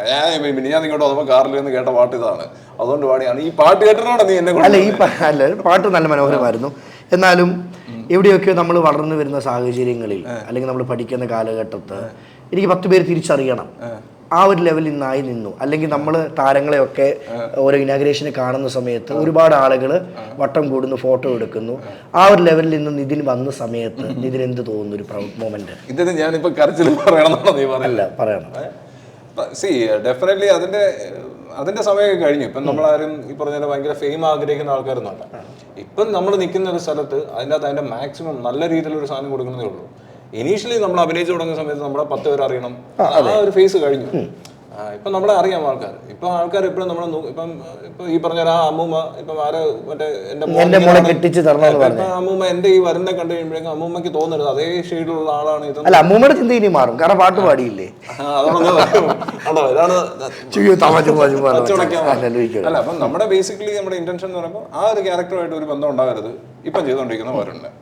അപ്പം നമ്മൾ അതിനുള്ള ഒരു പോസിബിലിറ്റീസിനെ കുറിച്ച് മാത്രമേ ചിന്തിക്കാറുള്ളൂ. അത് ഈ പറഞ്ഞ പോലെ ഇപ്പൊ ഫെയിം എന്ന് പറഞ്ഞൊരു സാധനം തലക്കേ ഇല്ല. അത് കാരണം അത് കിട്ടി. ഇപ്പൊ ഈ പറഞ്ഞ ആകെയുള്ള ആഗ്രഹം എന്ന് പറഞ്ഞാൽ ഇപ്പം ഈ ഇന്നത്തെ ഒരു സാഹചര്യത്തിൽ ഇപ്പം പോയി ഒരു സിനിമയിൽ ഒരു തലയൊന്ന് എവിടെയെങ്കിലും കാണിച്ചു കഴിഞ്ഞാൽ ആൾക്കാർ ഇത് മറ്റേ അവനല്ലേ ആ സിനിമ അഭിനയിക്കുന്നുണ്ടെന്ന് ചോദിക്കും. അപ്പൊ ആ രീതിയിലൊന്ന് ചെറുതായിട്ട് എവിടെയെങ്കിലും ഒന്ന് പൊങ്ങി വരണമെന്ന് മാത്രമേ ഉള്ളൂ. മച്ചാനെ, നമുക്കൊരു സ്ഥലത്ത് എത്തപ്പെടാം, നിലനിൽക്കാൻ പാടാണോ? ഒറ്റ കാര്യമുള്ളൂ, നമ്മൾ ചെയ്യുന്ന കാര്യങ്ങൾ കറക്റ്റായിട്ട് ചെയ്യുക. ഇപ്പം നമ്മൾ ഇപ്പം എത്ര വലിയ ആൾക്കാരാണെങ്കിലും നമുക്ക് ഇഷ്ടപ്പെടാത്തൊരു കാര്യം, നമുക്ക് ഡൈജസ്റ്റ് ആകാത്ത കാര്യങ്ങൾ മുഖത്ത് നോക്കി പറയാം. പക്ഷേ നമ്മൾ ചെയ്യേണ്ട പണി കറക്റ്റായിട്ട് ചെയ്യുകയാണെങ്കിൽ ഏത് രീതിയിലാണെങ്കിലും നമുക്ക് കൃത്യമായിട്ട് ഇവിടെ നിലനിന്ന് പോകാൻ പറ്റും. ഈ പണ്ട് മുതൽക്കേ എന്ത് കണ്ടാലും പ്രതികരിക്കാൻ ശേഷിയുള്ള ഒരു വ്യക്തിയായിരുന്നു, അല്ലെങ്കിൽ പ്രതികരിക്കുമായിരുന്നു? അതുകൊണ്ടിട്ട് പ്രതികരിക്കാം. അത് മേ ബി എൻ്റെ അപ്പൻ അങ്ങനെയാണ് വളർത്തിയിരിക്കുന്നത്, അതുകൊണ്ടാണ്. ഈ പ്രതികരിക്കുന്ന ശത്രുക്കളുടെ എണ്ണം കൂടിയിട്ടുണ്ടോ അതോ ശത്രുക്കളെ ഇല്ലേ? ഡെഫിനറ്റ്ലി ശത്രുക്കൾ എല്ലായിടത്തും ഉണ്ടാവും, ഏത് മനുഷ്യനും ഉണ്ടാവും. ഞാൻ MNC-യിൽ വർക്ക് ചെയ്തിരുന്ന ഒരാളാണ്. അപ്പം നമുക്ക് എപ്പോഴും നമ്മൾ ചെയ്യുന്ന ഒരു സാധനം എല്ലാവരെയും പ്രീതിപ്പെടുത്തുന്ന രീതിയിൽ നമുക്ക് ഒരിക്കലും നിൽക്കാൻ പറ്റില്ല. ഇപ്പം നമ്മുടെ ഒരു ക്യാരക്ടർ മറന്നിട്ട് ഇപ്പം നമ്മൾ മറ്റേ ആളെ പ്ലീസ് ചെയ്യാൻ വേണ്ടി ഒരിക്കലും നമുക്ക് നിൽക്കാൻ പറ്റില്ല. അതെൻ്റെ ഒരു രീതിയല്ല. അപ്പം അതുകൊണ്ട് തന്നെ ഇപ്പം നീ ഒരു ചോദ്യം ചോദിച്ചു, അപ്പം നീ എക്സ്പെക്ട് ചെയ്യുന്ന ഒരു ആൻസർ ഞാൻ തന്നില്ല എന്ന് പറയുമ്പോഴേക്കും നിനക്ക് ചിലപ്പം ഒഫൻഡഡ് ആവാം, അല്ലേ? പക്ഷെ അതുകൊണ്ട് നിനക്ക് ചിലപ്പോൾ ശത്രുത മനസ്സിൻ്റെ ഉള്ളിൽ എവിടെയെങ്കിലും ഒരു ഇത് ഉണ്ടാവും. പക്ഷെ ആ ചോദ്യം കഴിഞ്ഞ് കഴിഞ്ഞാൽ ഞാൻ എങ്ങനെയാണ് നിന്നോട് നിൽക്കുന്നുള്ളത് മാത്രം നോക്കിയാൽ ആരെങ്കിലും ഈ സൈസും ചിരിക്കാത്ത നിതിനെ കാണുമ്പം ഇവൻ ജാടയാ, ഇവൻ ഭയങ്കര ക്രൂരൻ എന്ന് തോന്നിയിട്ടുണ്ട്? എപ്പോഴും തോന്നുന്നത്. കാരണം എന്റെ മുഖത്ത് എപ്പോഴും ഒരു ക്രൂരൻ ഫേസ് ഉണ്ട്. ക്രൂരൻ ഫേസ് നീ പറയണ്ട, ഈ പല്ലി ചിലയ്ക്കും ഈ സ്പൂണ് വീഴും അങ്ങനല്ല. പൊതുവെ എന്റെ ഫേസിൽ എന്നെ എങ്ങനെ വലിയ ചിരിച്ചുകൊണ്ടിരിക്കുന്ന ഒരു മുഖമൊന്നും അല്ല എൻ്റെ. പക്ഷെ ഞാൻ ഓപ്പണായിട്ട് പറയാം, പലരും ഇന്റർവ്യൂ എടുത്ത നിലയിൽ പക്ക വൈബ് കേട്ടോ ആള്, ശരിക്കും പറയാതിരിക്കാൻ പറ്റത്തില്ല.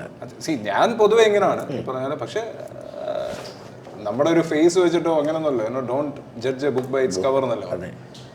ഇറ്റ്സ് ഓക്കെ, നമ്മളെ എങ്ങനെയാണോ ആളുകൾ നോക്കിക്കാണോ ആ രീതിയിൽ തന്നെ കണ്ടോട്ടെ. അപ്പൊ നമ്മളിങ്ങനെ തന്നെ പോകും, നമ്മളിങ്ങനെയൊക്കെ തന്നെ പോകും. ഓക്കെ, അപ്പൊ മച്ചാൻ ഇനി മുന്നോട്ടുള്ള യാത്രയിലും ജീവിതത്തിൽ ഇനിയുള്ള കിട്ടുന്ന ക്യാരക്ടറിലും എല്ലാം ലൈഫിൽ ഉള്ള എയിമിൽ പോലെ തന്നെ മുന്നോട്ട് പോട്ടെ.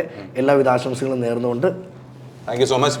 I should say something. വേറെ ഒന്നല്ല, ഞാൻ നിന്റെ പല ഇന്റർവ്യൂസും കണ്ടു. ഇപ്പൊ ഞാൻ ഇപ്പൊ എടാപോടാ നീ എന്നൊക്കെ വിളിക്കുന്ന നമ്മൾ തമ്മിൽ പക്ഷേ നീ ചോദിക്കുന്ന പല ചോദ്യങ്ങളും കൃത്യമായിട്ട് ചോദിക്കേണ്ട രീതിയിൽ ചോദിക്കുന്ന ഒരാളാണെന്ന് നീ എന്ന് എനിക്കറിയാം. So you are A good interview. Thank you. അപ്പൊ ഈ പറഞ്ഞ നെഗറ്റീവ് കമന്റ്സിനെ ഒന്നും നീ വക വെക്കണ്ട. Just go on. മച്ചാനെ, അപ്പൊ നമ്മൾ ഒരുമിച്ചൊന്ന് കൂടും. ഇപ്പോഴല്ല, കട്ട്.